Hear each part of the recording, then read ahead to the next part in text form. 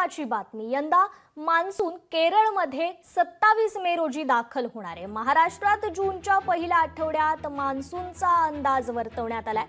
हवामान विभागाने हा अंदाज वर्तवलाय। यंदाचा मान्सून वेळेआधीच देशात दाखल होणार असल्याचा अंदाज हवामान विभागाने वर्तवलाय। केरळमध्ये 27 मे पर्यंत मान्सून दाखल होणार असून 6 जून रोजी तळ कोकण आणि दक्षिण मध्य महाराष्ट्रातही मान्सून दाखल होण्याचा अंदाज आहे।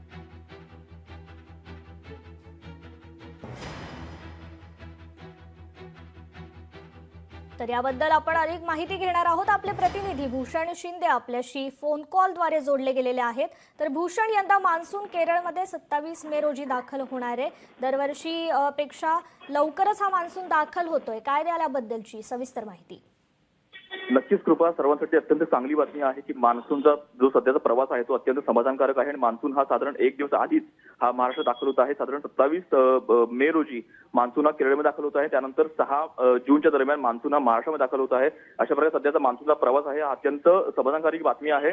तर येत्या काळात मान्सूनचा हा प्रवास जर असाच राहिला तर मान्सून त्याच्या योग्य वेळेत त्याच्या सरासरीनुसार बरसेल अशा प्रकारे अंदाज देखील व्यक्त केला जात आहे। कृपा, निश्चितच भूषण, धन्यवाद तुम्ही दिलेल्या या सविस्तर माहितीबद्दल।